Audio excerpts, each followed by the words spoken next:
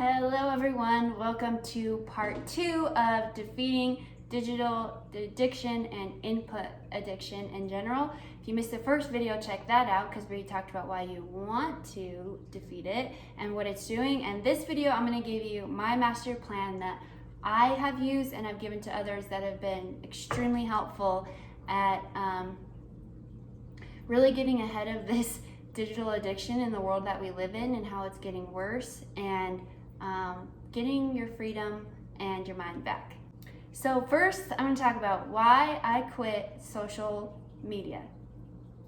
All right, so for years, I've been aware of social media and how I'm drawn to it, and had wasted so much time just scrolling, especially when I did want to numb emotions and I wanted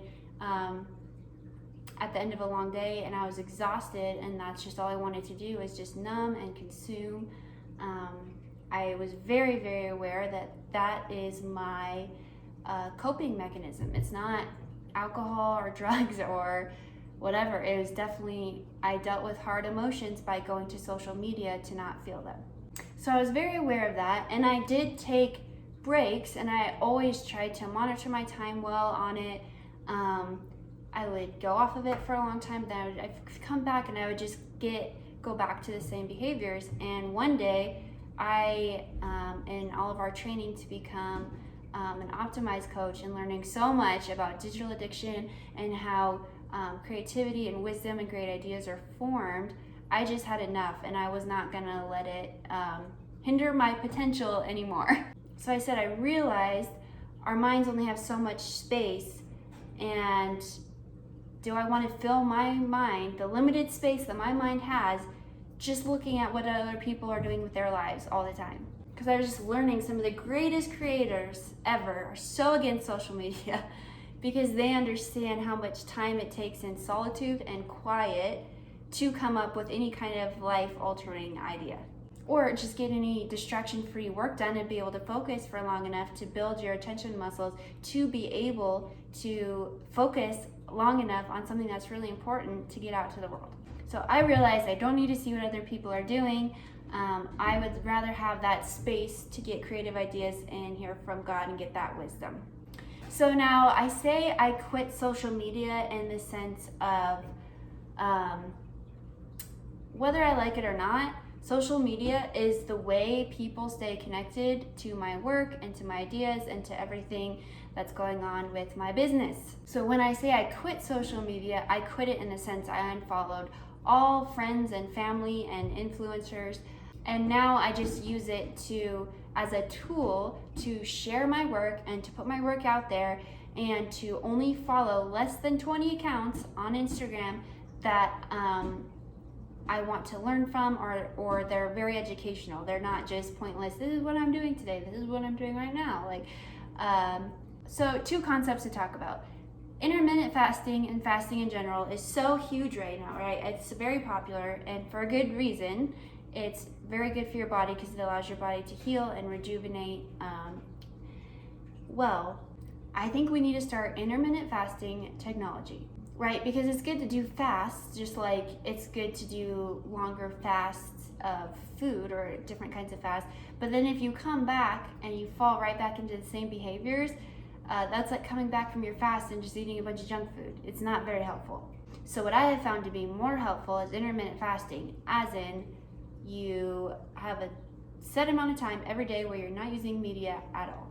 Another way to look at it is like minimalism.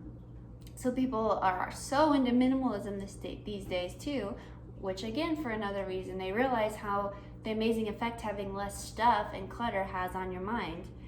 So we need to get that, and we need to make it a point to do digital minimalism, because soon I think people will realize the less apps they have and the less people they follow, the better their mental health will be. Because just remember, you may have all this genius potential inside of you, but if you're not seeking and spending time listening and having time in quiet where your default mode can activate to receive that, then you're not going to get it.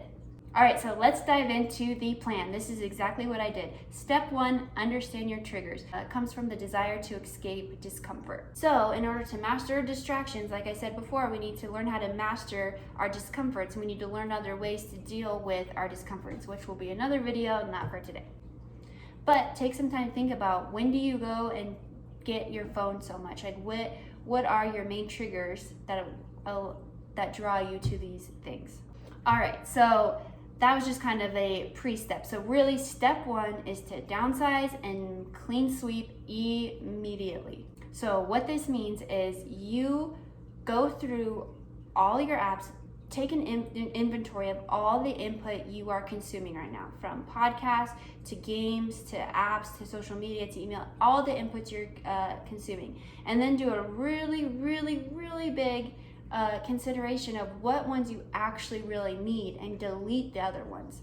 So try to have as least apps as possible. Okay, once you clean out all of your apps, then within those apps, you need to follow as little people as possible. So go through and clean out as much people as you possibly can, only the ones you really, really would like to stay up to date with. So this is what I did. I decided that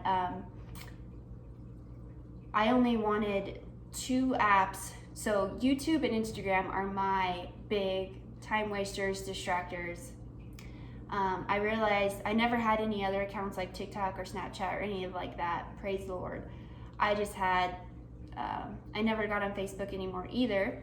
So Instagram and YouTube were the ones I decided to keep, and then within those, I did a huge major clean sweep. I follow less than 20 people now on Instagram, and that changes based on what I want to learn about. So whatever I want to learn about in this season of life, I only follow a few accounts that provide me good information about that and what I can learn and whatever. So anytime I open my phone to scroll Instagram, I'm just learning about what I want to learn about in that season. And that changes from season to season. So once I'm done learning about that, I unfollow that, and then I just follow accounts again that I want to learn about something else. So I feel like that's a really helpful way to use it as a tool instead of a distractor. All right, so step 1 is downsize and clean sweep. Step 2 would be decide your time and limit. So what I mean by that is, it's so funny. We have, if you have kids, you have limits for them to be on the phone. Like you can be on the phone on this time for this long, usually, right? But we don't really set those limits and clear boundaries for ourselves. And remember, in the first video, they designed the phones to be irresistible. So if you have it on you all the time, you're gonna look at it all the time. If you have it next to your bed first thing in the morning, and when you wake up, or when you go to bed and when you wake up, you're probably gonna look at it. So you need to decide, set a time, this is when I'm gonna look at it, and this is for how long I'm gonna look at it for. All right, so step 3, which is the most important step, is, okay, great. Now you decided how long you're gonna be on it, for how long. Now, how are you actually gonna follow that, right? Because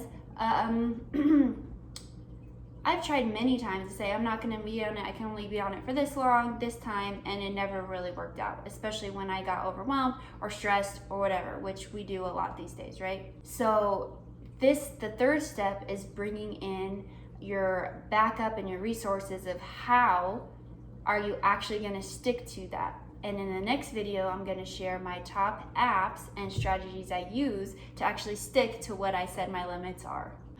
All right, so this is what I would love for you to do. Try to do those 3 steps. 1, get all your inputs, see which apps you can completely delete from your phone that you just don't even, you could live without, and only try to get your apps that are just very, very necessary or that you really, really want to use. Try to clean out more. Within those apps, clean as many people out as you follow, clean as much clutter, videos, whatever the app is, out of those apps. Step 2, do your, set your boundaries, when you're gonna do it, what times, okay? And this is the 3rd life-changing experiment I want you to do. Okay, so I'm going to give you an experiment that I would love for you to try because it was life-changing for me. So here's what I want you to do. It's specifically for social media. It works really well for Instagram. That's how I did it. but it could be for Facebook or whatever else you follow, whatever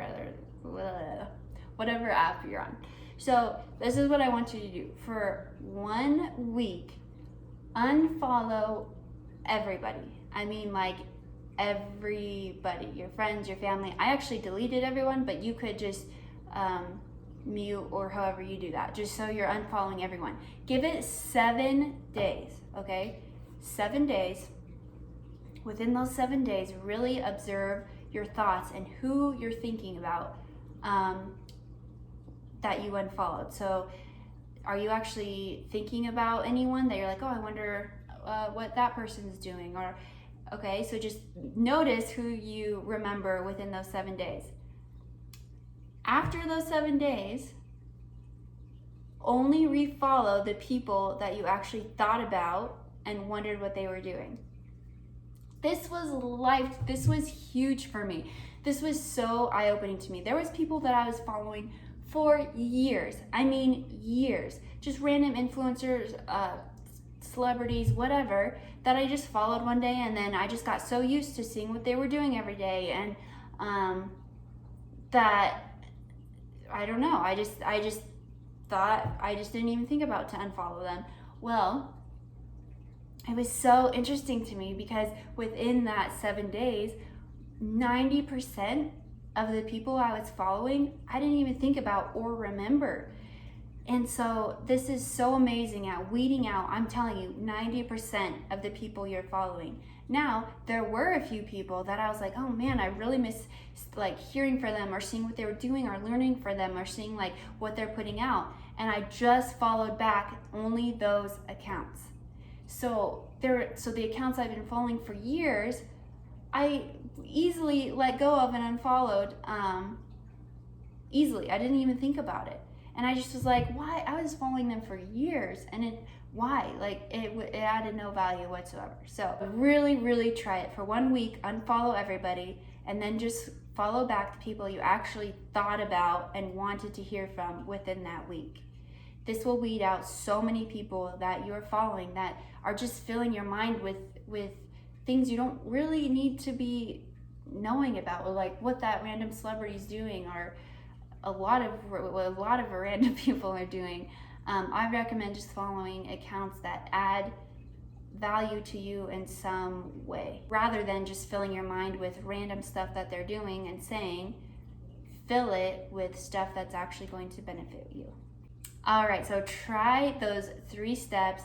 Really try that experiment. I think it'll help you unfollow. It'll help you clear out 90% of the people that you follow and only give you what you actually need. All right, and don't forget, next week, join me for the next video where I'm going to share with you the specific tools and apps that I use to